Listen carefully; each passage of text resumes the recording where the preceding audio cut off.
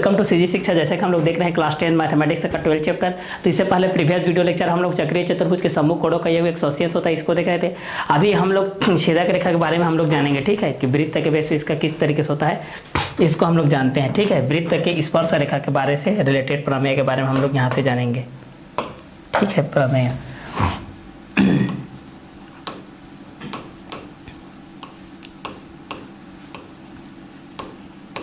वृत्त का स्पर्श रेखा,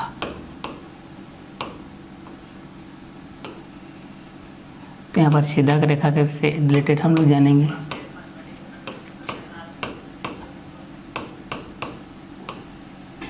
ठीक है, इसके प्रमेय को हम लोग जानेंगे। तो यहाँ पर हमको क्या करना है, प्रमेय के बेस पे हमको सिद्ध करना है,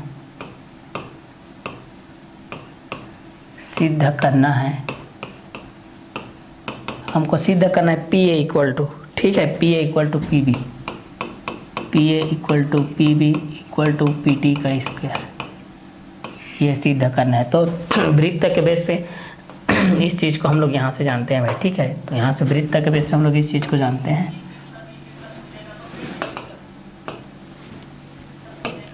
इस तरीके से हम लोग इस चीज़ को जानते हैं भाई। केंद्र के बेस पे हम लोग इस चीज़ को देखते हैं, ये इस तरीके से है और ये आप लोगों किस बेस पे है, ठीक है। तो यहाँ से हम लोग किस चीज़ को जानते हैं, क्लियर, किस बेस पे होता है। एक केंद्र O के बेस पे होता है, ये P के बेस पे मान लेते हैं, इसको हम लोग मानते हैं त्रिज्या, ये आपकी जीवा होती है और ये क्या होती है, परिधि, ये होती है परिधि। और ये यहाँ से यहाँ तक क्या होता है, वृत्त का व्यास, इसको बोला जाता है व्यास, ठीक है।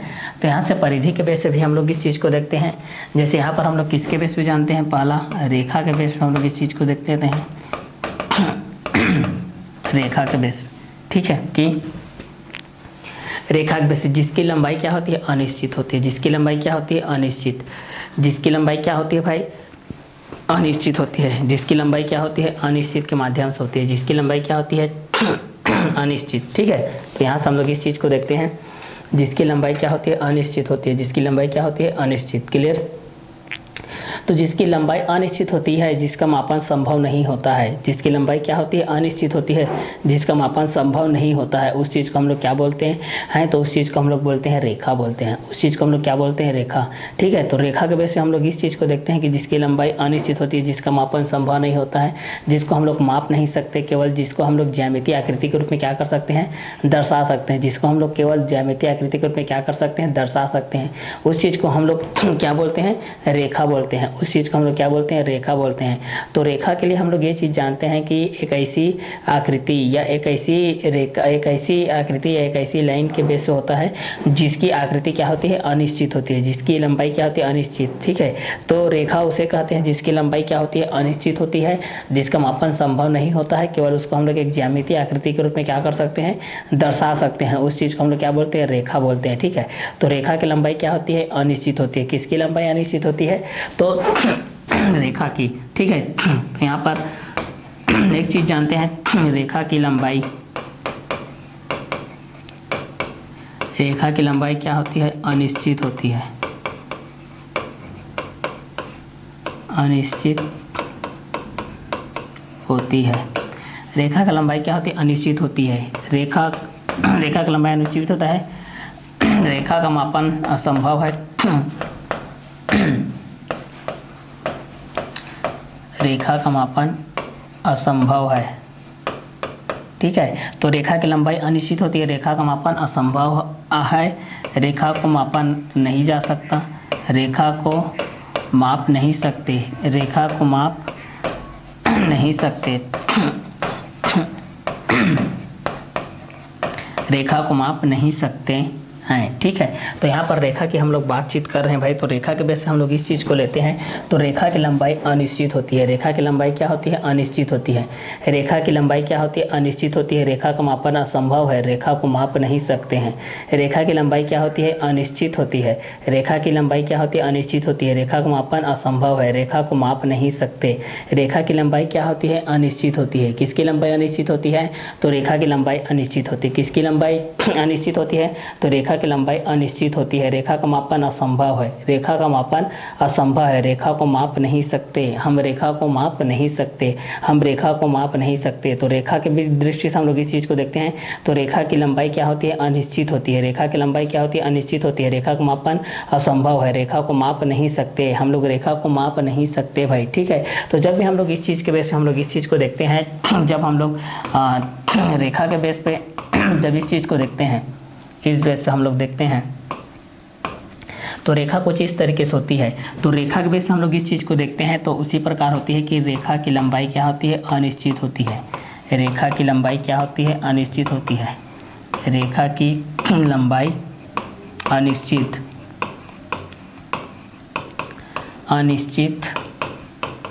अनिश्चित होती है, ठीक है। रेखा की लंबाई क्या होती है? अनिश्चित होती है। तो लंबाई से यहाँ से तात्पर्य है कि हमारे पास जो इसका मापन के बेस में होता है, ठीक है, कि इसकी लंबाई क्या होती है? अनिश्चित होती है। मतलब यहाँ पर एरो का निशान है, देखिए मतलब ये कहाँ तक जा रहा है इसका कोई ठीक ठिकाना नहीं है।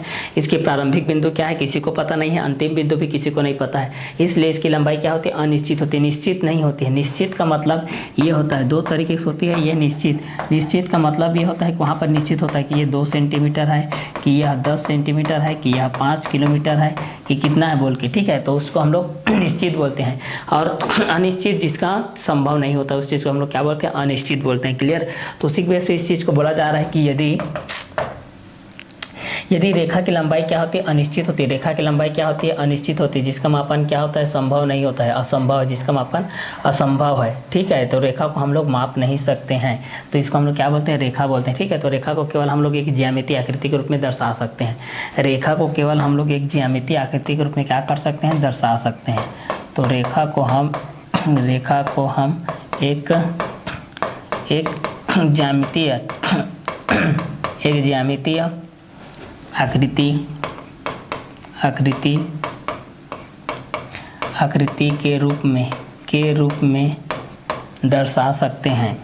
में दर्शा सकते हैं, ठीक है। तो रेखा की लंबाई अनिश्चित होती है, रेखा को हम एक ज्यामितीय आकृति के रूप में दर्शा सकते हैं। एक ज्यामितीय आकृति के रूप में क्या कर सकते हैं भाई? इस चीज़ को हम लोग दर्शा सकते हैं। तो रेखा की लंबाई अनिश्चित होती है, रेखा को हम एक ज्यामितीय आकृति के रूप में क्या कर सकते हैं? दर्शा सकते हैं। तो रेखा की लंबाई अनिश्चित होती है, रेखा का मापन असंभव होता है, रेखा को माप नहीं सकते हैं, हम लोग रेखा को माप नहीं सकते हैं, ठीक है। तो इस दृष्टि से हम लोग इस चीज़ को देखते हैं। तो यहाँ पर आप लोगों के पास आता है भाई कि यदि ए बी है, मतलब इसका मतलब है क्या है? ये ए बी रेखा है। इसका मतलब क्या होता है? ये ए बी रेखा होता है। इसका मतलब क्या होता है? ये ए बी रेखा होता है, ठीक है। मतलब इसको हम लोग एक ज्यामितीय आकृति के रूप में ही क्या कर सकते हैं? दर्शा सकते हैं। ज्यामितीय आकृति के बेस से हम लोग इस चीज़ को इस तरीके से दर्शा सकते हैं, या तो राउंड के बेस पे या एरो के निशान के बेस पे, इस तरीके से हम लोग इस चीज़ को कलाकृति के माध्यम से क्या कर सकते हैं? दर्शा सकते हैं। तो आप लोगों को पूछा जाता है कि रेखा क्या होती है? तो रेखा एक अनिश्चित लंबाई की दूरी होती है, ठीक है। तो यहाँ पर रेखा जिसकी लंबाई क्या होती है? अनिश्चित होती है। रेखा किसे कहते हैं? तो जिसकी लंबाई क्या होती है भाई? अनिश्चित होती है। इस चीज़ में आप लोग लिखोगे कि रेखा क्या होती है? तो रेखा की लंबाई क्या होती है? अनिश्चित होती है। रेखा की लंबाई क्या होती है भाई? तो रेखा की लंबाई हमारे पास क्या होती है? अनिश्चित होती है। तो किसकी लंबाई अनिश्चित होती है? तो रेखा की लंबाई क्या होती है? अनिश्चित होती है, ठीक है। यहाँ से अगर हम लोग देखते हैं तो यहाँ पर क्या होता है कि रेखा जो होता है आप लोगों के पास, क्लियर, यहाँ से जब हम लोग इस चीज़ को देखते हैं तो यहाँ से हमारे पास क्या होता है? इस चीज़ को हम लोग यहाँ से देखते हैं तो इस बेस पे हम लोग रेखा के बारे में जब हम लोग जानते हैं कि रेखा की लंबाई अनिश्चित होती है। रेखा की लंबाई अनिश्चित होती है, अनिश्चित होती है। रेखा की लंबाई अनिश्चित होती है, ठीक है। रेखा की लंबाई अनिश्चित होती है, रेखा की लंबाई अनिश्चित होती है, जिसको हम माप नहीं सकते, जिसको हम माप नहीं सकते, माप नहीं सकते हैं। क्लियर। रेखा की लंबाई क्या होती है? अनिश्चित होती है, जिसको हम माप नहीं सकते हैं। रेखा की लंबाई क्या होती है? अनिश्चित होती है, जिसको हम माप नहीं सकते, जिसको हम केवल ज्यामितीय आकृति के रूप में, जिसको हम केवल ज्यामितीय आकृति के रूप में, ज्यामितीय आकृति के रूप में दर्शा सकते हैं,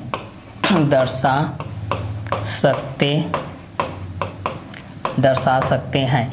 रेखा की लंबाई अनिश्चित होती है, जिसको हम माप नहीं सकते, जिसको हम केवल ज्यामितीय आकृति के रूप में दर्शा सकते हैं। इसकी लंबाई का मापन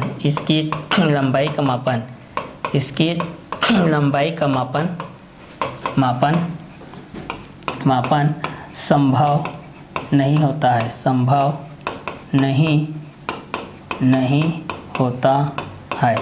इसका लंबाई का मापन संभव नहीं होता है। तो रेखा की लंबाई अनिश्चित होती है। रेखा की लंबाई क्या होती है? अनिश्चित होती है, जिसको हम माप नहीं सकते। इसकी लंबाई अनिश्चित होती है, तो रेखा की लंबाई अनिश्चित होती है। किसको हम माप नहीं सकते? तो रेखा को हम लोग माप नहीं सकते। तो रेखा की लंबाई यहाँ पर क्या होती है? अनिश्चित होती है, जिसको हम माप नहीं सकते, जिसको हम केवल ज्यामितीय आकृति के रूप में दर्शा सकते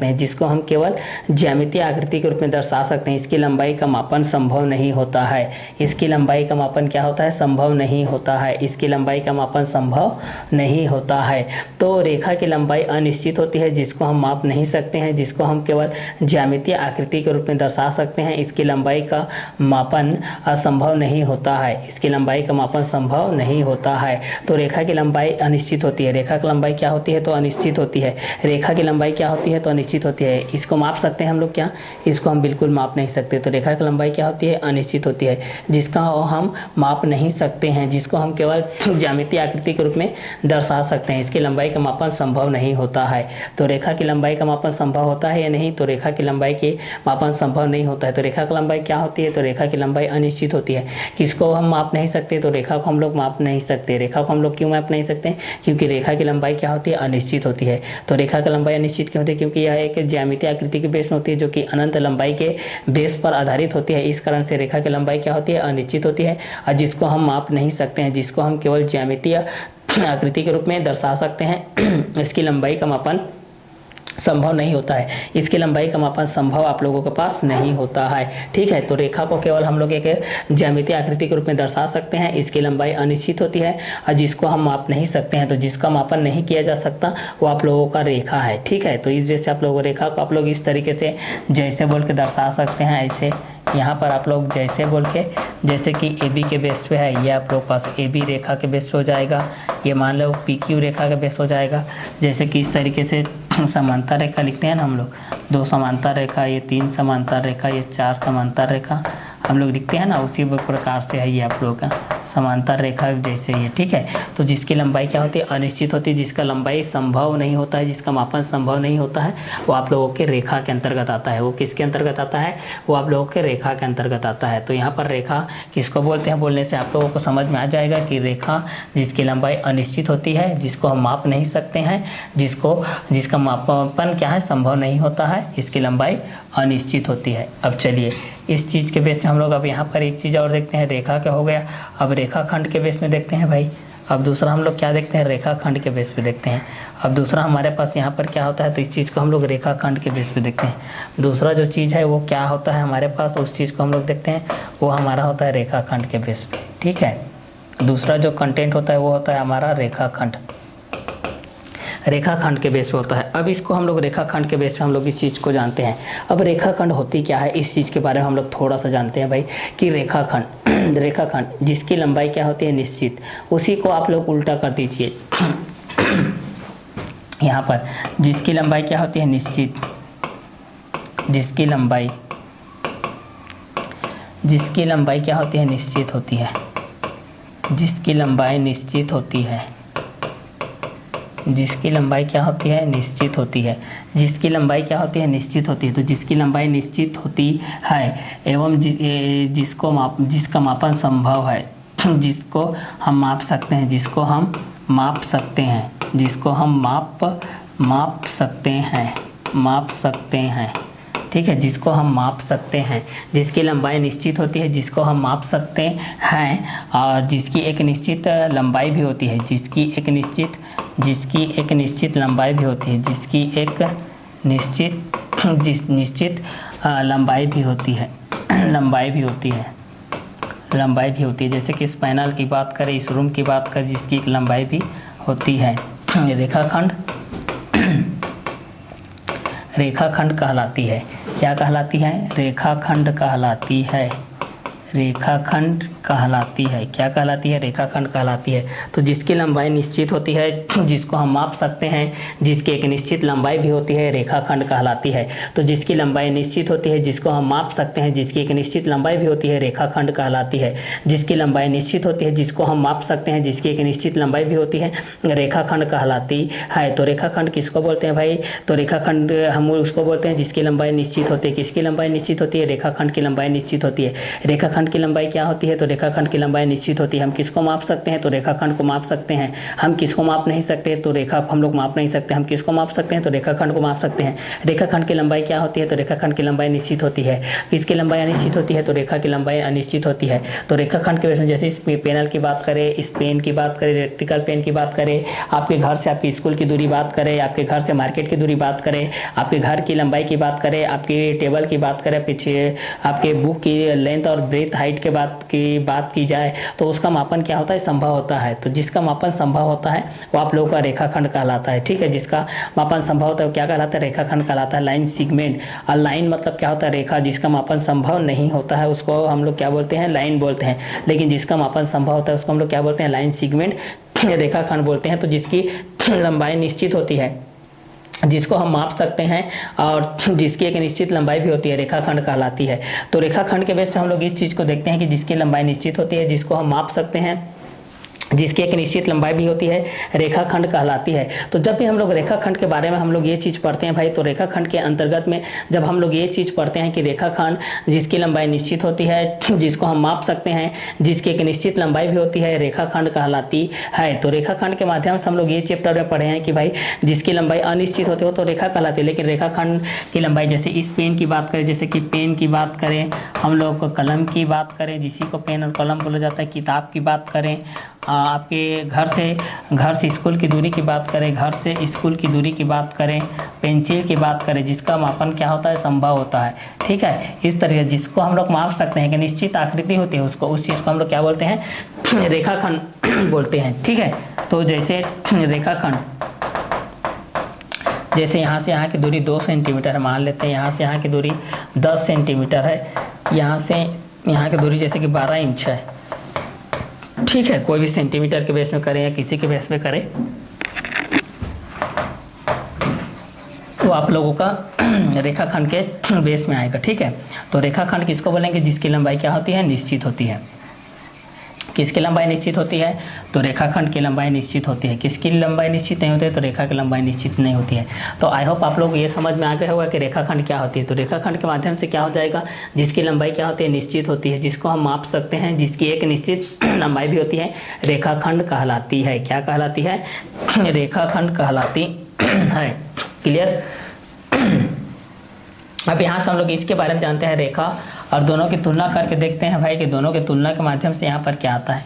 अगर दोनों का हम लोग यहाँ से तुलना करते हैं, दोनों चीज़ का हम लोग अगर यहाँ से हम लोग क्या करते हैं, तुलना के माध्यम से करते हैं, फिर उसके बाद इस प्रमेय के अंतर्गत पढ़ेंगे, क्योंकि ये प्रमेय इसी दोनों से रिलेटेड है भाई। इस कारण से इस चीज़ को बताना मेरा फर्ज है, इसलिए बेसिकली इस चीज़ को जानना आप लोगों को अनिवार्य है। मान लेते हैं कि रेखा के बेस पे हम लोग इस चीज़ को देखते हैं, इसको भी देखते हैं। रेखा के बेस पे हम लोग इस चीज़ को देखते हैं, तो यहाँ पर इसका अंतर में क्या क्या आता है, इस चीज़ को हम लोग देखते हैं। तो रेखा के बेस पे हमारे पास क्या क्या चीज़ आता है कि रेखा की लंबाई क्या होती है, अनिश्चित। रेखा की लंबाई अनिश्चित होती है, अनिश्चित होती है। रेखा की लंबाई अनिश्चित होती है। और यहाँ पर हम लोग इस चीज़ को देखते हैं रेखाखंड के बेस पे, तो यहाँ पर इस चीज़ को देखते हैं रेखाखंड की लंबाई, रेखाखंड की लंबाई, रेखाखंड की लंबाई निश्चित होती है, निश्चित होती है, निश्चित होती है। ठीक है, देखिए रेखा की लंबाई क्या होती है, अनिश्चित होती है। रेखा की लंबाई अनिश्चित होती है, लेकिन रेखाखंड की लंबाई क्या होती है, निश्चित होती है। दूसरा, ठीक है, इसकी लंबाई का मापन, इसकी लंबाई का मापन, इसका मापन संभव नहीं है, इसका मापन संभव नहीं है, इसकी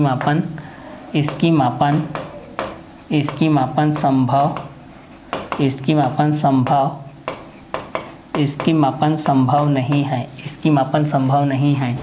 और दूसरा, इसकी मापन संभव है, इसकी मापन संभव है, इसकी मापन संभव है। ठीक है, तो रेखा के बेस से हम लोग इस चीज़ को देखते हैं कि रेखा की लंबाई क्या होती है, अनिश्चित होती है। रेखा की लंबाई क्या होती है, अनिश्चित होती है। और रेखाखंड के बेस पे हम लोग देखते हैं तो रेखा की लंबाई क्या होती है, अनिश्चित होती है। रेखाखंड की लंबाई क्या होती है, निश्चित होती है।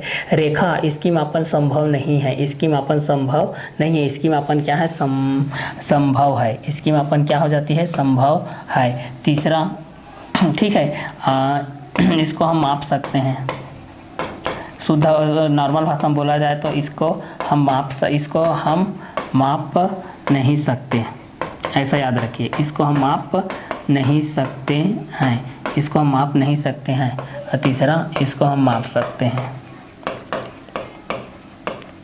इसको हम माप सकते हैं, इसको हम लोग क्या कर सकते हैं, माप सकते हैं। ठीक है, तो यहाँ से देखिए किसका मापन संभव है, किसका मापन संभव नहीं है। तो यहाँ पर हम लोग एक चीज़ देख रहे हैं, रेखा की लंबाई क्या होती है, अनिश्चित होती है।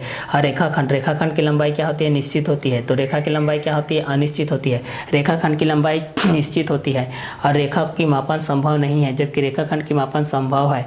रेखा, इसको हम माप नहीं सकते, लेकिन रेखाखंड को हम लोग क्या कर सकते हैं, माप सकते हैं। तो ये दो चीज़ होती है भाई। ठीक है, जैसे यहाँ पर हम लोग इस चीज़ को एग्जाम्पल के बेस में भी जैसे कि दर्शाएंगे, तो यहाँ पर हम लोग इसको किस बेस पे दर्शाएंगे, जैसे यहाँ पर ए बी रेखा के बेस पे ये हो जाएगा ए बी रेखा। और यहाँ पर इस चीज़ को हम लोग जैसे कि दर्शाएंगे तो ए बी रेखाखंड के बेस पे ये आप लोगों का ए बी हो जाएगा, इस तरीके से हो जाएगा, ये रेखाखंड के बेस पे हो जाएगा। क्लियर? तो इस तरीके से आप लोग रेखा को जान सकते हैं और रेखाखंड को जान सकते हैं। तो रेखा के बेस पे रेखा की लंबाई अनिश्चित होती है, इसकी मापन संभव नहीं है, इसको हम माप नहीं सकते हैं। जैसे ए बी रेखाखंड की लंबाई निश्चित होती है, इसकी मापन संभव नहीं है, इसको हम माप नहीं सकते हैं, जैसे ए बी रेखाखंड के बेस पे। क्लियर? अब चलिए, आपको जो किरण की बात करते हैं हम लोग और उस बिंदु की बात करते हैं, फिर हम लोग इस प्रमेय के आधार पर आएंगे। इस प्रमेय के बेस से हमारे पास प्रमेय क्या बोलता है, इस प्रमेय के अंतर्गत में ये सारी चीज़ों को जानना भी क्या होता है, बहुत ही ज़रूरी होता है भाई। तो इस चीज़ के माध्यम से हम लोग इस चीज़ को कवर अप करते हैं। ठीक है, तो चलिए अब यहाँ से हम लोग किरण की जो बात कर रहे हैं, किरण की बात कर रहे हैं, किसकी बात कर रहे हैं हम लोग, किरण की बात कर रहे हैं। किरण के बेस पे हम लोग इस चीज़ को देखते हैं। तो यहाँ पर आपके पास जो आता है किरण के बेस पे, ठीक है, किरण के माध्यम से हम लोग इस चीज़ को देखते हैं। तो किरण के माध्यम से क्या देखते हैं, जिसकी प्रारंभिक बिंदु निश्चित, जिसकी प्रारंभिक बिंदु क्या होती है, निश्चित होती है, जिसकी प्रारंभिक बिंदु क्या होती है, निश्चित होती है। यहाँ से अगर मैं इस चीज़ को लिखता हूँ तो जिसकी प्रारंभिक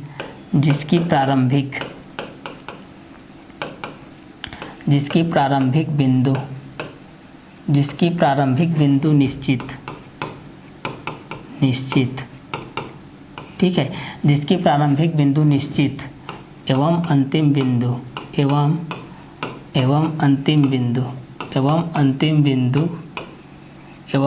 बिंदु अनिश्चित होती है। क्या होती है, अनिश्चित होती है, अनिश्चित होती है। ठीक है, तो जिसकी प्रारंभिक बिंदु निश्चित एवं अंतिम बिंदु क्या होती है, अनिश्चित होती है। जिसकी प्रारंभिक बिंदु निश्चित एवं अंतिम बिंदु क्या होती है, अनिश्चित होती है। जिसकी प्रारंभिक बिंदु निश्चित एवं अंतिम बिंदु क्या होती है, निश्चित होती है। क्या कहलाती है, किरण कहलाती है।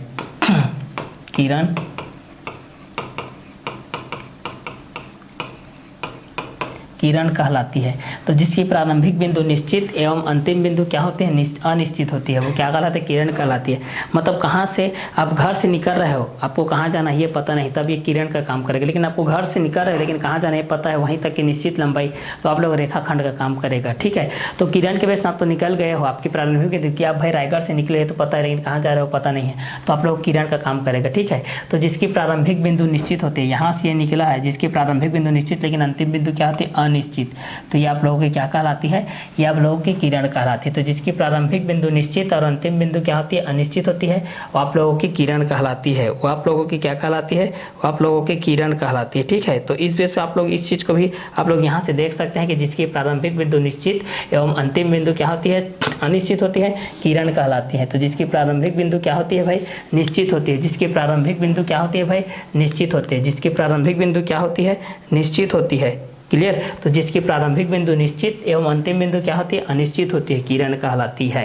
क्लियर, तो यहाँ से हम लोग इस चीज़ को देख रहे हैं कि जिसकी प्रारंभिक बिंदु क्या होती है, निश्चित होती है एवं अंतिम बिंदु क्या होती है, अनिश्चित होती है, किरण कहलाती है। तो इस तरीके से आप लोग यहाँ से जान सकते हो, ये ए से बी के बेस पे जान सकते हो। तो यहाँ पर ए बी किरण के माध्यम से आप लोग जान सकते हो, ये किरण है, ये आप लोगों का क्या होता है, ये आप लोगों का रेखा होता है, और ये आप लोगों का क्या होता है, रेखाखंड। देखिए यहीं पर इसका देखिए तीनों का खेल के बेस पे देखिए, ये आप लोगों का ये देखिए यहाँ से ये जा रहा है, यहाँ से निकला लेकिन कहाँ जा रहा है कोई पता नहीं, तो इसको हम लोग बोलते हैं ए बी किरण। दूसरा ये ए बी, ये देखिए दोनों तरफ अग्रसर है, ये दोनों मतलब इसको बोलते हैं A B Rekha, A B रेखा। और इसको देखो ए बी, इसको हम लोग क्या बोलते हैं, ए बी रेखाखंड।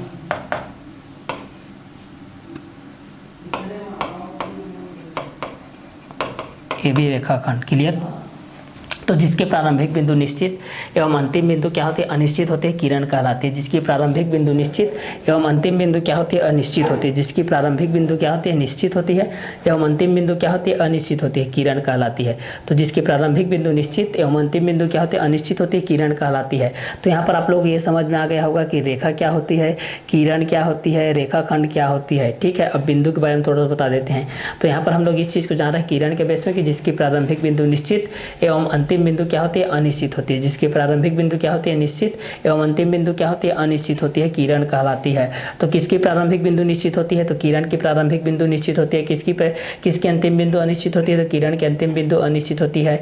तो जिसकी प्रारंभिक बिंदु निश्चित एवं अंतिम बिंदु अनिश्चित होती है क्या कहलाती है, तो किरण कहलाती है। तो जिसकी प्रारंभिक बिंदु निश्चित एवं अंतिम बिंदु अनिश्चित होती है, किरण कहलाती है। तो किरण में प्रारंभिक बिंदु क्या होता है, तो किरण में प्रारंभिक बिंदु निश्चित होता है एवं किरण में अंतिम बिंदु क्या होता है, तो किरण में अंतिम बिंदु क्या होता है, तो किरण में अंतिम बिंदु आप लोगों का अनिश्चित होता है। ठीक है, तो जिसकी प्रारंभिक बिंदु निश्चित एवं अंतिम बिंदु अनिश्चित, किरण कहलाती है। तो किरण को भी हम लोग भी नाम माप नहीं सकते हैं, केवल इसको एक ज्यामितीय आकृति के रूप में क्या कर सकते हैं, दर्शा सकते हैं। जिस तरीके से रेखा को भी हम लोग एक ज्यामितीय आकृति के रूप में दर्शा सकते हैं, उसी प्रकार किरण को भी हम लोग एक ज्यामितीय आकृति के रूप में क्या कर सकते हैं, दर्शा सकते हैं। ठीक है, तो रेखा के बेस पे हम लोगों ने ये चीज़ देखा कि जिसकी लंबाई अनिश्चित होती है, जिसका मापन संभव नहीं होता है, उस चीज़ को हम लोग रेखा कहते हैं। और दूसरा चीज़ ये पढ़े हैं कि जिसकी लंबाई निश्चित होती है, जिसको हम लोग माप सकते हैं, जिसकी लंबाई निश्चित होती है, जिसको हम माप सकते हैं, वो रेखाखंड कहलाती है। और जिसकी प्रारंभिक बिंदु निश्चित एवं अंतिम बिंदु अनिश्चित होती है, वो आप लोगों की किरण कहलाती है। तो यहाँ पर आप लोगों को कन्फ्यूजन नहीं होना है, कंफ्यूज नहीं होना है, आप लोगों को घबराना नहीं है भाई कि रेखा अलग है भाई, रेखाखंड अलग है भाई, किरण अलग है भाई। किरण कोई लड़की नहीं है, नहीं रेखा कोई लड़की है, नहीं फिल्म इंडस्ट्री में आपको जाना है भाई। यह एक गणित मैथमेटिक्स का आप लोग गणितीय का एक ज्यामितीय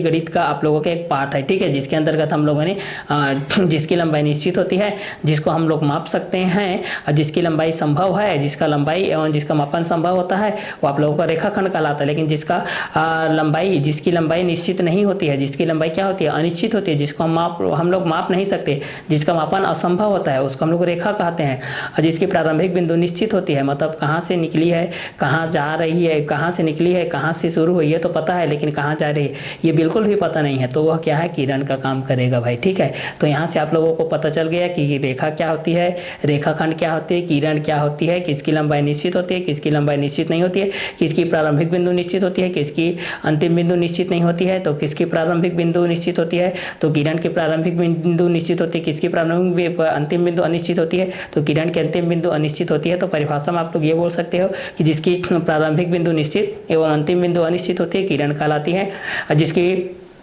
जिसकी लंबाई निश्चित होती है वह आप लोगों की रेखाखंड कहलाती है, जिसको हम लोग माप सकते हैं, जिसका मापन संभव होता है। और जिसकी लंबाई क्या होती है, अनिश्चित होती है, जिसका मापन संभव नहीं होता है, वो आप लोगों का रेखा के बेस पे होता है। इस चीज़ को आप लोग यहाँ से जान सकते हैं। इसके बाद हम लोग देखते हैं थोड़ा सा बिंदु के बारे में, देखते हैं बिंदु किस तरीके से होता है। तो बिंदु से रिलेटेड हम लोग इस चीज़ को हम लोग यहाँ से बिंदु के बारे में देखते हैं, ये किस प्रकार से होता है, इस चीज़ को क्लियर। तो चलिए इस बेस पे हम लोग यहाँ से देखते हैं कि बिंदु के बेस पे हमारे पास क्या आता है, इस चीज़ को हम लोग यहाँ से देखते हैं भाई। ठीक है, तो चलिए इस चीज़ को अगर हम लोग बिंदु के माध्यम से देखते हैं तो हमारे पास क्या आता है, इस चीज़ को देखते हैं। तो इस चीज़ को हम लोग यहाँ से देखते हैं भाई। चलिए, तो बिंदु के माध्यम से हम लोग इस चीज़ को यहाँ से देखते हैं, किसके माध्यम से देखते हैं, हम लोग बिंदु के माध्यम से देखते हैं। ठीक है, तो चलिए यहाँ से हम लोग इस चीज़ को देखते हैं बिंदु के माध्यम से। तो बिंदु के माध्यम से इस चीज़ को देखते हैं। बिंदु क्या होती है, इसको देखिए, इसकी ना तो लंबाई होती है भाई, ना ही लंबाई होती है भाई, ना ही चौड़ाई होती है भाई, और ना ही ऊंचाई होती है भाई, और ना ही मोटाई होती है भाई। जिसकी ना तो लंबाई है, ना तो चौड़ाई है, ना तो ऊंचाई है, ना तो मोटाई है, उसको हम लोग क्या बोलते हैं, बिंदु बोलते हैं। बिंदु को एक ज्यामितीय आकृति के रूप में दर्शाया जाता है। बिंदु एक ज्यामितीय आकृति है। बिंदु एक क्या है, ज्यामितीय आकृति है। बिंदु एक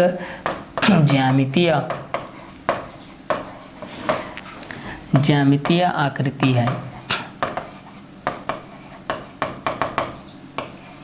बिंदु एक क्या है, एक ज्यामितीय आकृति है। बिंदु एक क्या है, ज्यामितीय आकृति है। किसकी लंबाई नहीं, चौड़ाई ऊंचाई मोटाई नहीं होती, तो आप लोगों के बिंदु की लंबाई चौड़ाई ऊंचाई मोटाई आप लोगों की नहीं होती। तो बिंदु की ना तो लंबाई होती है, ना ही चौड़ाई होती है, ना ही ऊंचाई होती है, ना ही मोटाई होती है। ठीक है, तो बिंदु को हम लोग एक ज्यामितीय आकृति के रूप में दर्शा सकते हैं। बिंदु को हम लोग केवल एक ज्यामितीय आकृति के रूप में दर्शा सकते हैं। बिंदु को हम लोग किसके बारे में दर्शा सकते हैं, तो बिंदु को हम लोग केवल एक ज्यामितीय आकृति के रूप में दर्शा सकते हैं, क्योंकि इसकी ना तो लंबाई होती है, ना तो चौड़ाई होती है, ना ही ऊंचाई होती है, ना ही मोटाई होती है। तो बिंदु को एक ज्यामितीय आकृति के रूप में हम लोग दर्शा सकते हैं। जिस तरीके से हम लोगों ने रेखा के बारे में पढ़ा कि रेखा की लंबाई अनिश्चित होती है, जिसको हम लोग माप नहीं सकते हैं, उसी प्रकार रेखाखंड को पढ़ा कि रेखाखंड की लंबाई निश्चित होती है, जिसको हम लोग माप सकते हैं, और जिसकी प्रारंभिक बिंदु निश्चित होती है एवं अंतिम बिंदु अनिश्चित होती है, वो किरण के बेस में पढ़े। उसी प्रकार यहाँ पर इसको हम लोग पढ़े बिंदु के बेस में, जिसकी ना तो लंबाई होती है, ना तो चौड़ाई होती है, ना तो ऊंचाई होती है, ना तो मोटाई होती है, उसको हम लोग बिंदु के बारे में जानते हैं। किसके बारे में जानते हैं, बिंदु के बारे में जानते हैं। तो आप लोगों को बिंदु के बारे में यहाँ से आप लोग जान सकते हैं भाई कि लंबाई के बेस पे, चौड़ाई के बेस पे, ऊंचाई के बेस पे, मोटाई के बेस पे। तो बिंदु एक क्या होती है, ज्यामितीय आकृति होती है। बिंदु एक क्या होती है, तो बिंदु एक ज्यामितीय आकृति होती है, जिसकी ना तो लंबाई होती है, ना तो चौड़ाई होती है, ना तो ऊंचाई होती है। बस केवल और केवल इसको हम लोग एक ज्यामितीय आकृति के रूप में दर्शा सकते हैं। केवल और केवल किसके रूप में दर्शा सकते हैं, एक ज्यामितीय आकृति के रूप में दर्शा सकते हैं। जैसे आप लोग रेखा को दर्शाए, जैसे आप लोगों ने रेखाखंड को दर्शाया, जैसे आप लोगों ने किरण को दर्शाया, उसी प्रकार में बिंदु को भी हम लोग इस डॉट के माध्यम से, ऐसे डॉट के माध्यम से क्या करते हैं, इस चीज़ को हम लोग दर्शाते हैं भाई। इस चीज़ को हम लोग इस डॉट के माध्यम से क्या किया जाता है, डॉट के माध्यम से इसको प्रदर्शित किया जाता है, निरूपित किया जाता है, दर्शाया जाता है। तो यहाँ पर हम लोगों ने 4 चीज़ पढ़ लिए भाई।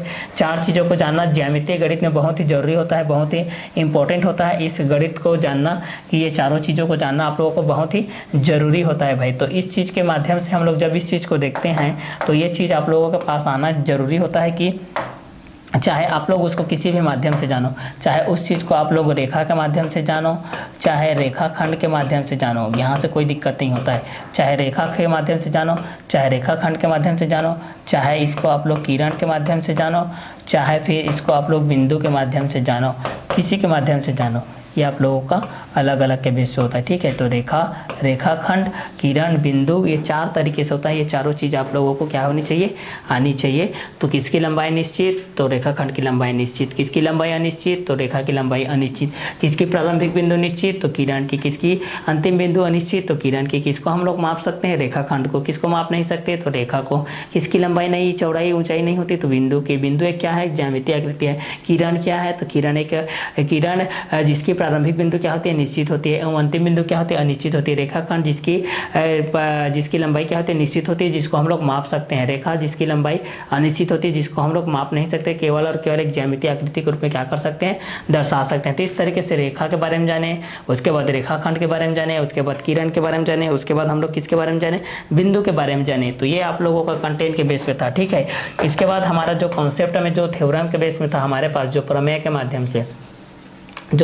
माध्यम से हम लोगों ने ये चीज़ देख रहे थे कि यदि व्यास वृत्त के बेस से हम लोग इस चीज़ को देख रहे थे कि जैसे यहाँ पर हमारे पास जो व्यास के बेस से था कि ये जो व्यास होता है, केंद्र से होकर जाने वाली केंद्र से होकर जाने वाली त्रिज्या को, केंद्र से होकर गुजरने वाली रेखा, केंद्र से होकर गुजरने वाली रेखा व्यास कहलाती है। केंद्र से होकर गुजरने वाली रेखा क्या कहलाती है, व्यास कहलाती है। और दूसरा इसको आप लोग ऐसा भी बोल सकते हैं, वृत्त की सबसे बड़ी जीवा, मतलब वृत्त की सबसे बड़ी जीवा, मतलब सर्व बड़ी भाग में यही तो है ना, वृत्त की सबसे बड़ी जीवा। तो वृत्त की सबसे बड़ी जीवा क्या कहलाती है, व्यास कहलाती है। वृत्त की सबसे बड़ी जीवा व्यास कहलाती है। वृत्त की सबसे बड़ी जीवा व्यास कहलाती है। ठीक है, वृत्त का व्यास बराबर क्या होता है, वृत्त का व्यास बराबर ये होता है 2 × त्रिज्या, दोगुना होता है। त्रिज्या का दोगुना क्या होता है, व्यास होता है। तो यहाँ से चौथा हम लोग डायमीटर 2 = 2 × r के बेस पे हम लोग इस चीज़ को जान सकते हैं। तो व्यास के बेस पे हम लोग अगर इस चीज़ को जानना चाहेंगे तो व्यास के बेस पे हम लोग इस चीज़ को इस तरीके से जान सकते हैं। तो केंद्र से होकर गुजरने वाली रेखा क्या कहलाती है, व्यास कहलाती है।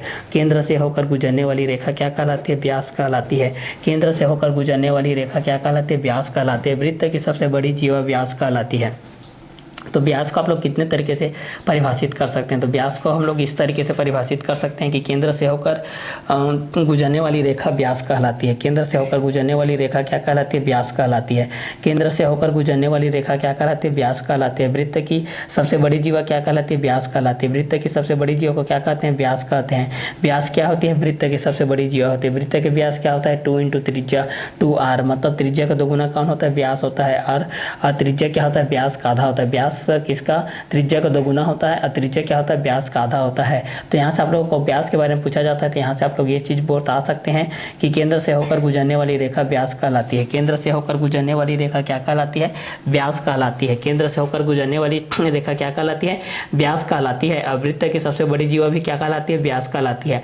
वृत्त की सबसे बड़ी जीवा क्या कहलाती है, व्यास कहलाती है। केंद्र से होकर गुजरने वाली रेखा क्या कहलाती है, व्यास कहलाती है। वृत्त की सबसे बड़ी जीवा क्या कहलाती है, व्यास कहलाती है। वृत्त का व्यास क्या होता है, 2 × त्रिज्या होता है, 2 × त्रिज्या के बेस होता है। d = 2 × r के बेस पे होता है। ठीक है, तो व्यास के बेस पे हम लोगों ने इस चीज़ को जान लिया कि केंद्र से होकर गुजरने वाली रेखा व्यास कहलाती है। वृत्त की सबसे बड़ी जीवा भी व्यास कहलाती है। वृत्त का व्यास 2 × त्रिज्या के बराबर होता है। d = 2 × r के बेस होता है। व्यास को हम लोग डायमीटर के नाम से जानते हैं, इसलिए इसको d से दर्शाया जाता है। किससे दर्शाया जाता है, इसको हम लोगों के पास d से दर्शाया जाता है। ये आप लोगों का डायमीटर के बेस से हो जाएगा। ठीक है, तो केंद्र से होकर गुजरने वाली रेखा व्यास कहलाती है, मतलब डायमीटर कहलाती है। वृत्त की सबसे बड़ी जीवा कोड, यहाँ पर इसको कोड बोला जाता है। ये आप लोगों का CHORD के बेस पे है। ठीक है, वृत्त का व्यास हो जाएगा 2 × r के बेस पे हो जाएगा। क्लियर, तो व्यास के माध्यम से भी आप लोग इस चीज़ को जान लिए कि केंद्र से होकर गुजरने वाली रेखा व्यास कहलाती है। व्यास क्या कहलाती है, तो केंद्र से होकर गुजरने वाली रेखा क्या कहलाती है, व्यास कहलाती है। वृत्त की सबसे बड़ी जीवा क्या कहलाती है, व्यास कहलाती है। वृत्त का व्यास 2 × r के बेस पे होता है। ठीक है, अब चलिए यहाँ से अब हम लोग यहाँ से इस चीज़ को क्लियर करते हैं कि जो हमारे थ्योरम के बेस पे हमारे पास ये आया था कि यदि इस बेसिस पे हमारे पास ये आ जाता है कि यदि इस बेसिस से हमारे पास ये चीज़ आ जाता है तो किस बेस पे होता है, इस चीज़ को हम लोग यहाँ से क्लियर करते हैं। ठीक है, तो यहाँ के माध्यम से जब हम लोग इस चीज़ को क्लियर करते हैं तो यहाँ से हमारे पास इस बेस पे आता है कि ये आप लोगों का इस बेस पे आता है, ये इस बेस पे है आप लोगों के पास, मान लेते हैं।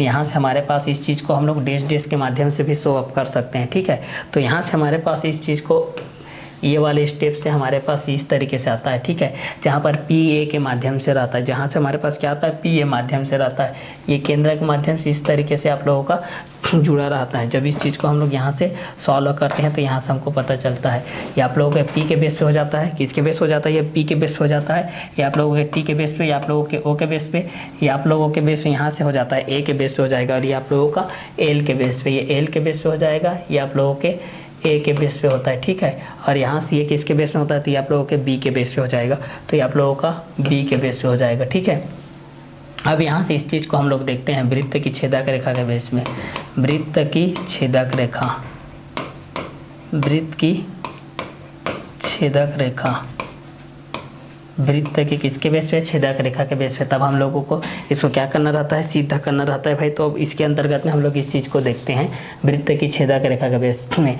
तो वृत्त की छेदक रेखा के बेस में जब हम लोगों को इसको सीधा करना रहता है तो P A into P B equal to P T का स्क्वायर के बेस में होता है। जैसे कि हम लोग एक चीज़ को जानते हैं कि कर्ण का वर्ग बराबर क्या होता है, कर्ण का वर्ग बराबर लंब का वर्ग प्लस क्या होता है, आधार का वर्ग, ये होता है। अगर कोई भी राइट एंगल ट्राइंगल इस तरीके से हम लोग लेते हैं, समकोण त्रिभुज मान लेते हैं कि P और Q और R के बेस पे लेते हैं, तो समकोण त्रिभुज यहाँ पर हो जाएगा समकोण त्रिभुज PQR में। जैसे कि हम लोग यहाँ पर देखते हैं कि समकोण त्रिभुज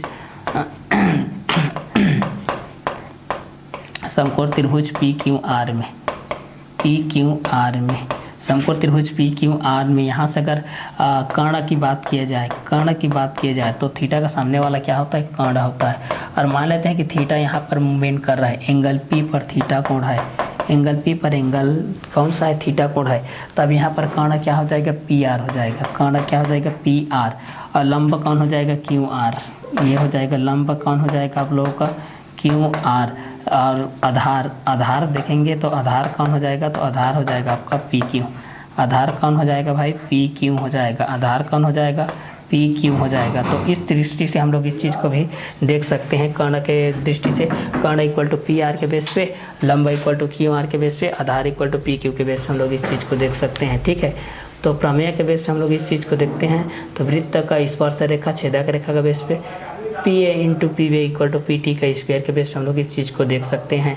तो समकोण त्रिभुज PQR के बेस पे हम लोग इस चीज़ को देख सकते हैं। तो कर्ण इक्वल टू PR, लंब इक्वल टू QR, आधार इक्वल टू PQ के बेस पे हम लोग इस चीज़ को देख सकते हैं। तो समकोण त्रिभुज PQR के बेस पे हम लोग देख सकते हैं कि समकोण त्रिभुज में यहाँ राइट एंगल समकोण के सामने वाला कर्ण होता है, और ये आप लोगों का क्या हो जाएगा, लंब हो जाएगा, ये आप लोगों का लंब हो जाएगा, और ये आप लोगों का क्या हो जाएगा, आधार हो जाएगा, ये आप लोगों का क्या हो जाएगा, आधार हो जाएगा, ये आप लोगों का हो जाएगा कर्ण हो जाएगा, ये हो जाएगा लंब हो जाएगा। क्लियर। तो चलिए यहाँ पर हम लोग समकोण त्रिभुज के बेस से हम लोग देखते हैं कि कर्ण का वर्ग बराबर लंब का वर्ग प्लस आधार का वर्ग के बराबर होता है। कर्ण का वर्ग बराबर क्या होता है, लंब का वर्ग प्लस आधार का वर्ग होता है। तो समकोण त्रिभुज PQR में कर्ण बराबर कितना हो जाएगा, PR, और लंब बराबर QR, आधार बराबर PQ के बराबर, ये सारी चीज़ हो जाएगा। ठीक है, तो इस बेस पे हम लोग यहाँ से देख सकते हैं कि लंब का वर्ग बराबर क्या होता है, कर्ण का वर्ग बराबर क्या होता है, आधार का वर्ग बराबर क्या होता है। इस बेस पे हम लोग इस चीज़ को यहाँ से देख सकते हैं कि PHP के बेस पे हमारे पास क्या क्या होता है, ये सारे चीज़ को हम लोग यहाँ से क्लियर कर सकते हैं भाई। ठीक है, तो परपेंडिकुलर बाय हाइपोटेनस के बेस पे भी हम लोग इस चीज़ को देख सकते हैं। क्लियर। तो चलिए परपेंडिकुलर बाय हाइपोटेनस के बेस पे भी हम लोग इस चीज़ को क्लियर कर सकते हैं, दोनों किस किस बेस पे आता है, इस सारे चीज़ को हम लोग यहाँ से क्लियर कर सकते हैं। तो जैसे कि हमारे पास ये आ जाता है कि कर्ण का वर्ग इक्वल टू, यहाँ से हमारे पास ये आता है कर्ण का वर्ग इक्वल टू यहाँ पर लंब का वर्ग प्लस क्या होता है, आधार का वर्ग। ये फार्मूला के माध्यम से आते हैं ना हमारे पास यहाँ पर। तो इस बेस पे हम लोग इस चीज़ को देखते हैं। तो इस क्वेश्चन के माध्यम से भी हम लोग इस चीज़ को क्या कर सकते हैं, क्लियर कर सकते हैं। तो यहाँ पर LHS के माध्यम से भी देख सकते हैं, RHS के माध्यम से देख सकते हैं। जैसे कि हम लोग यहाँ पर एक राइट एंगल ट्राइंगल क्रिएट करते हैं, मान लेते हैं कि यहाँ से हमारे पास एक राइट एंगल ट्राइंगल क्रिएट करते हैं। सपोज यहाँ से मैं एक राइट एंगल ट्राइंगल यहाँ से क्रिएट किया। क्लियर। ये यहाँ से मैं एक राइट एंगल ट्राइंगल यहाँ से क्रिएट कर रहा हूँ। क्लियर। यहाँ से इसमें राइट एंगल आप लोगों का सपोज Q के बेस पे है। क्लियर। यहाँ से P है, यहाँ से ये Q है, यहाँ से R है, ठीक है। अब यहाँ पर मैं एक राइट एंगल क्रिएट कर रहा हूँ Q के बेस पे। तो यहाँ पर Q पर मेरे पास यहाँ पर राइट एंगल है। राइट एंगल के सामने वाला आप लोगों के पास क्या होता है, हाइपोटेनस के बेस पे होता है। तो ये हो जाएगा आपका हाइपोटेनस। क्लियर, ये आप लोगों को क्या हो जाएगा, हाइपोटेनस हो जाएगा, जिसको हम लोग क्या बोलते हैं, कर्ण बोलते हैं, ठीक है। ये हाइपोटेनस हो जाएगा। अब यहाँ पर हाइपोटेनस तो फिक्स हो गया भाई कि राइट एंगल के सामने वाली जो भुजा होती है, लॉन्ग, जो आप लोगों को सबसे बड़ी भुजा होती है समभुज, ठीक है, त्रिभुज की, उसको हम लोग कर्ण बोलते हैं। लेकिन यहाँ पर ये डिसाइड नहीं हुआ है कि यहाँ पर परपेंडिकुलर कौन है और बेस कौन है। यहाँ पर परपेंडिकुलर कौन है, बेस कौन है, मतलब यहाँ पर लंब कौन है और आधार कौन है, यहाँ पर डिसाइड नहीं हुआ है। यहाँ पर वो डिसाइड करने वाला जो इंसान है वो है थीटा है, ठीक है। ये थीटा है, थीटा एक ग्रीक अल्फाबेट है, ग्रीक अल्फाबेट है, ठीक है। जैसे कि हमारा अल्फाबेट ABCD है ना, उसी प्रकार ग्रीक का अल्फाबेट है ये, वहाँ अल्फा बीटा गामा चलता है उसी प्रकार। तो सपोज ये मान लेते हैं कि अगर थीटा यहाँ P पर मूवमेंट कर रहा है, थीटा कहाँ पर मूवमेंट कर रहा है, P पर मूवमेंट कर रहा है, तो थीटा का ठीक सामने वाला, ठीक है, उसका अपोजिट साइड ऑफ एंगल जिसको बोला जाता है, जिसको क्या बोला जाता है, अपोजिट साइड ऑफ एंगल, जिसको बोला जाता है अपोजिट साइड ऑफ एंगल, मतलब सम्मुख भुजा। सम्मुख भुजा मतलब सामने की भुजा, ठीक है, सममुख भुजा, ठीक है। देखिए यहाँ पर समझने की कोशिश कीजिए, सम्मुख भुजा, अपोजिट साइड ऑफ एंगल, सम्मुख भुजा, इसको हम लोग नॉर्मल भाषा में क्या बोलते हैं, लंब बोला जाता है। इसको नॉर्मल भाषा में लंब बोला जाता है, जिसको हम लोग परपेंडिकुलर के नाम से जानते हैं, ठीक है। अब तो यहाँ पर ये डिसाइड हो गया भाई कि थीटा अगर यहाँ पर मूवमेंट करता है तो थीटा का सामने वाला कोण आपका क्या होता है, लंबा होता है, ठीक है। थीटा का सामने वाला जो भुजा होता है वो आप लोगों का लंबा होता है। अब यहाँ पर देखिए, जहां पर थीटा और राइट एंगल समकोण त्रिभुज जहां पर अटैचमेंट है, जहां पर आसित है, उसको हम लोग बोलते हैं बेस, उसको बोला जाता है बेस, और बेस को बोला जाता है आधार।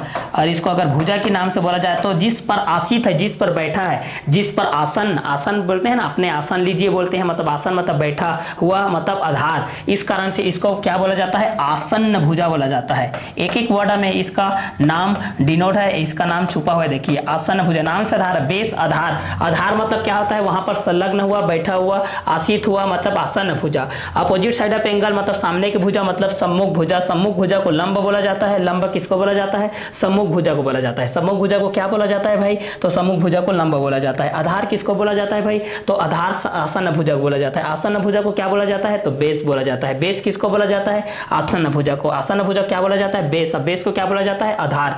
और सम्मुख भुजा किसको बोला जाता है, अपोजिट साइड ऑफ एंगल को। अपोजिट साइड ऑफ एंगल किसको बोला जाता है, लंब को बोला जाता है। और लंब को ही क्या बोला जाता है, परपेंडिकुलर बोला जाता है। और समकोण त्रिभुज के हिसाब से लंबी भुजा को क्या बोला जाता है, कर्ण बोला जाता है, जिसको हम लोग हाइपोटेनस बोलते हैं। मतलब लंब और आधार दोनों का वर्ग का योगफल कर्ण के वर्ग के योगफल के बराबर होता है। इसलिए यहाँ पर पाइथागोरस थ्योरम से हमारे पास ये प्राप्त होता है कि कर्ण का वर्ग बराबर होता है लंब का वर्ग प्लस आधार का वर्ग।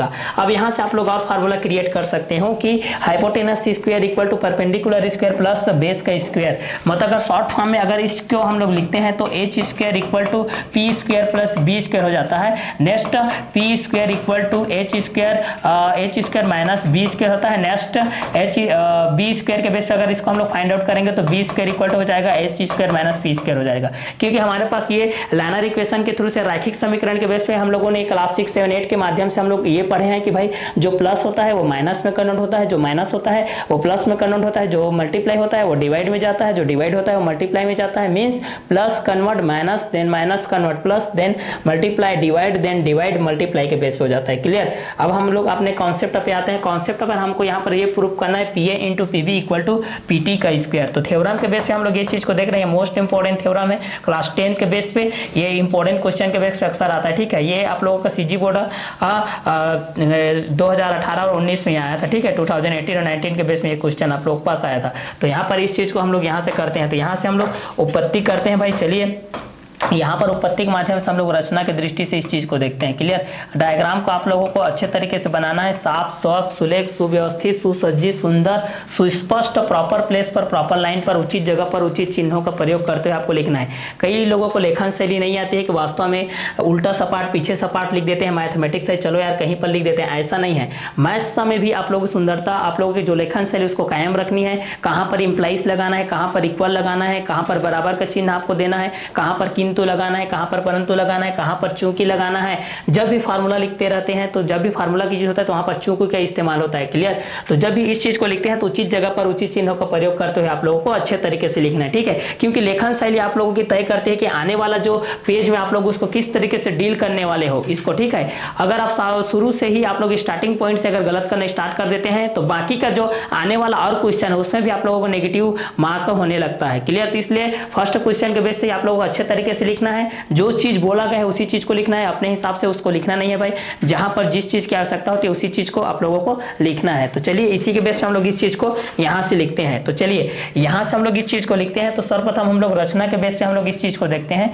तो यहां पर हम लोग रचना की दृष्टि से ये किए हैं भाई कि यदि यहां से मैं क्या किया हूं, जो केंद्र है भाई, केंद्र है हमारा पास जो O है, सेंटर पॉइंट है, केंद्र O को A और T से मिलाया, A व T से मिलाया ना, यहां से A व T से मिलाया। देखिए आप लोगों को जब भी डायग्राम क्रिएट करना रहेगा, डायग्राम आप लोग पेंसिल से क्रिएट कीजिएगा और जब भी डायग्राम को क्रिएट कीजिएगा अपना राइट साइड में क्रिएट कीजिएगा। बहुत लोगों को ये पता नहीं होता है कि आंसर शीट में कैसा लिखना रहता है। तो आंसर शीट में जब भी के आप लोगों को लिखना रहेगा तो राइट साइड में डायग्राम को क्रिएट कीजिएगा, वहां पर पेंसिल से शो अप कीजिएगा, नामांकित कीजिएगा, पेंसिल में ही उसका नेम को भी डिनोट कीजिएगा, पेन से मत कीजिएगा। जब भी अगर आप उसको सॉल्व कर रहे हैं तो LHS की दृष्टि से आप लोगों को लेफ्ट हैंड साइड में, जिसको बोला जाता है बायां पक्ष, उस साइड में आप लोगों को लिखना है। जितना भी सॉल्व करना है, रचना करना है, उपपत्ति करना है, जो भी लिखना है भाई उसको LHS में लिखिए और जो भी कलाकृति करना है, जो भी डायग्राम बनाना है उसको RHS में लिखिए, राइट हैंड साइड के बेस पे। क्लियर।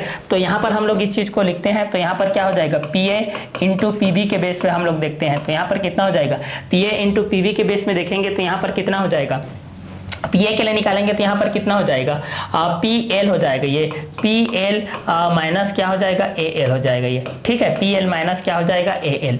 और इंटू PB के माध्यम से देखेंगे तो ये कितना हो जाएगा, PL इंटू क्या हो जाएगा, यहाँ पर देखा जाएगा तो PL प्लस के बेस से हो जाएगा ये। ठीक है, क्योंकि एक में पॉजिटिव नंबर है, एक में आप लोग क्या है, नेगेटिव नंबर। PL प्लस क्या हो जाएगा, ये आप लोगों का LB हो जाएगा। क्लियर। इसको हम लोग मान लेते हैं समीकरण नंबर 1। सपोज यहाँ से हम लोग ये किए थे कि PA equal to PB equal to PT का स्क्वायर के बेस पे। तो यहाँ पर PA इंटू PB की इक्वल टू हम लोग देखते हैं तो PL माइनस AL के बेस पे देखते हैं। और आप लोगों ने क्लास 7 के बेस पे आप लोगों ने एक आइडेंटिटीज पढ़ा था सरल समीकरण, जिसमें A प्लस B का whole square equal to A square plus 2AB plus B square.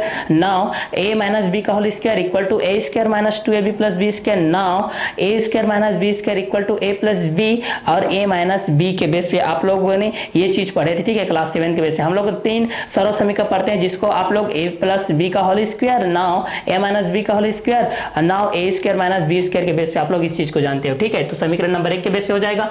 किंतु अगर यहाँ पर हमारे पास जो त्रिज्या है, जो रेडियस है, वह व्यास से जो खींचा गया है वो दोनों आप लोगों के चाप करने पे बराबर है, मतलब LB इक्वल टू यहाँ पर हो जाएगा, यहाँ पर AL के बेस पे है तो यहाँ पर भी AL के बेस पे हो जाएगा। ठीक है, तब इस दृष्टि से हम लोग यहाँ से इस चीज को क्या लिख सकते हैं भाई कि PA into PB equal to यहाँ से लिख सकते हैं PL माइनस AL, और यहाँ पर दूसरा लिख सकते हैं PL प्लस क्या लिख सकते हैं, AL लिख सकते हैं। क्लियर। अब यहाँ पर देखिए A plus B A minus B then A square minus B square. तो यहाँ पर हो जाएगा A का स्क्वायर PL का स्क्वायर माइनस AL स्क्वायर, ये हो जाएगा। ठीक है, क्योंकि हम लोग यहाँ से जानते हैं A plus B, now A minus B equal to A square minus B square. ये आइडेंटिटीज होता है आप लोगों को सरल समीकरण होता है। A प्लस B का whole square then A square मतलब plus 2AB plus B square. Now A minus B का whole square equal to A square minus 2AB plus B square. Now A plus B A minus B equal to A square minus B square. Clear.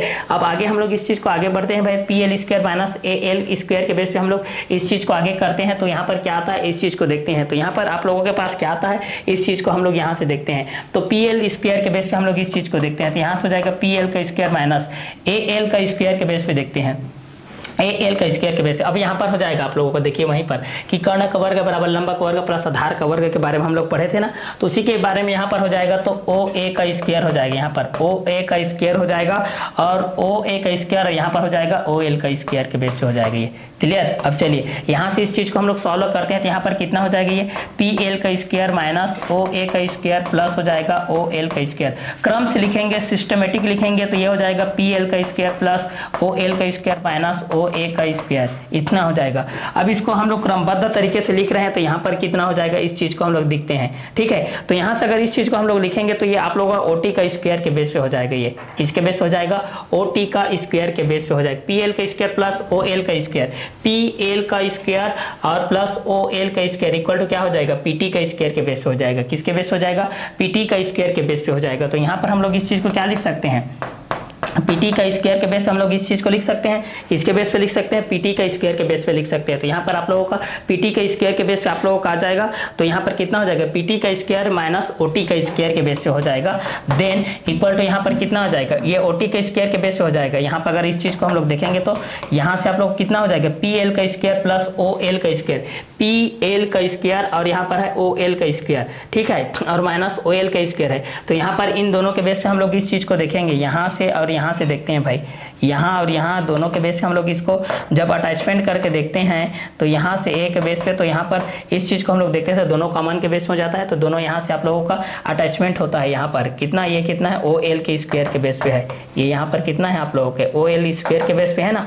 तो यहाँ पर इस चीज को हम लोग यहाँ पर देखते हैं तो कितना हो जाएगा, OL स्क्वायर के बेस पे माइनस OA के स्क्वायर के बेस पे है, तो यहाँ पर आप लोग क्या आ जाएगा, PT का स्क्वायर आ जाएगा। तो LHS में हमारे पास क्या है, PA इंटू PB है, PA into PB equal to हो जाएगा PT का square, then LHS equal to हो जाएगा RHS, it's that prove that. और यही हमको क्या करना था भाई, प्रूव करना था, थ्योरम की दृष्टि से हमको यही क्या करना था, प्रूव करना था, क्लियर। तो इस बेस पे हम लोग, हमारे पास ये था कि PA into PB equal to PT के स्क्वायर के बेस पे, क्लियर। तो ये हमारे पास इस प्रमेय का क्या था, सीधा करना था कि PA इंटू PB के बेस पे, क्लियर। तो ये था हमारा जो 12 चैप्टर के बेस पे हम लोग वृत्त एवं स्पर्श रेखाएं के बेस पे हम लोग देख रहे थे। तो इस प्रमेय को हम लोग इसी वीडियो लेक्चर में क्या करते हैं, क्लियर करते हैं। इसके बाद का जो आगे का कंटेंट है उस चीज को हम लोग नेक्स्ट वीडियो लेक्चर में देखते हैं। इस वीडियो लेक्चर को हम लोग यहीं पर ओवर करते हैं। तो आज का क्लास को हम लोग यहीं ओवर करते हैं, नेक्स्ट वीडियो लेक्चर में नेक्स्ट कंटेंट के साथ मिलते हैं। Okay bye, have a nice day.